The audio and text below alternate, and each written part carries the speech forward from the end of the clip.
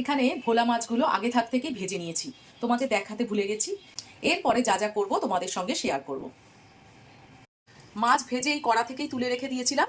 এরপর কড়াইতে আরেকটু তেল দিয়ে এবার মাছের ঝালটা করবার জন্য প্রথমে পেঁয়াজ দিয়ে দেবো। বেশ অনেকটাই পেঁয়াজ দিলাম। এখানে মোটামুটি বড় সাইজের দুটো পেঁয়াজ আছে। এবার পেঁয়াজগুলোকে সুন্দর করে ভেজে নেবো আগে।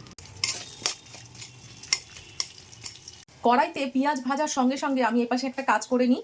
টমেটো একটা দিয়েছি মাঝারি সাইজের, কিছু কাঁচা লঙ্কা, রসুন, আদা, আর এইবার একটু এই ছোট চামচের 1 চামচ জিরে দেবো। এবার এটা জল দিয়ে একটু পেস্ট করে নেব। পেস্ট করা আমার হয়ে গেছে। এর মধ্যেই আমি একটু সামান্য চিনি দিয়ে রাখবো একসঙ্গে পেস্টের সঙ্গে, তাহলে কড়াইতে দিয়ে দিতে পারবো।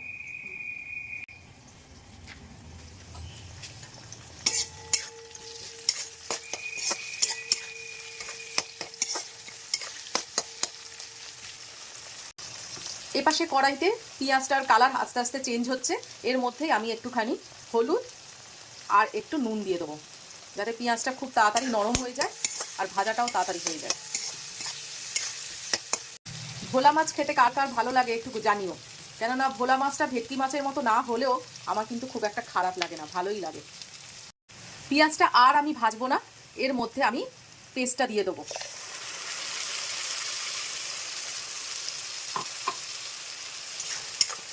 এবার এটা ভালো করে কষিয়ে নেব। এর মধ্যে একটু কালারের জন্য কাশ্মীরি লঙ্কার গুঁড়ো দেবো।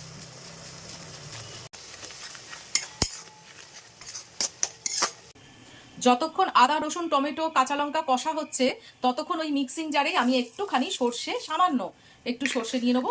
সেটাকে একটু প্রথমে শুকনো করে তারপরে জল দিয়ে পেস্ট করে নেব। সর্ষেটা আমি একটু ছাঁকনি দিয়ে ছেঁকে নেব। এই খোসাগুলোকে বাদ দিয়ে দেবো।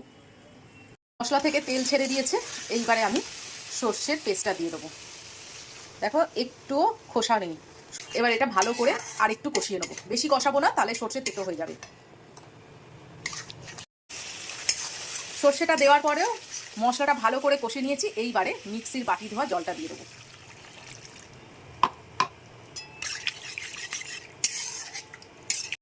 ঝোলটা ফুটে উঠেছে, এর মধ্যে আমি দুটো কাঁচা লঙ্কা দিয়ে দিলাম আর এই মাছগুলোকে দিয়ে দেবো। এবার অনেকে আমি দেখেছি যখন গ্রেভি একদম শেষ পর্যায়ে তখন মাছ দেয়, আমার আবার সেটা ভালো লাগে না। মাছের মধ্যে এই গ্রেভিটা ঢুকবে, মাছের যে একটা স্বাদ সেটা গ্রেভির মধ্যে ঢুকবে, তবেই তো মাছের ঝাল, মাছের ঝোল ভালো লাগবে। লাস্টে শুধু ওই রকম মাছটা দিয়ে দিলে ভালো লাগে? জানি না, অবশ্য যার যার পদ্ধতি রান্না করার, আমার এটা ভালো লাগে না, তাই শেয়ার করলাম তোমাদের সঙ্গে। এবার ঝোলটা ফুটে উঠে, এবার ফ্লেমটাকে লো করে দেবো, আস্তে আস্তে ঝোলটা হোক।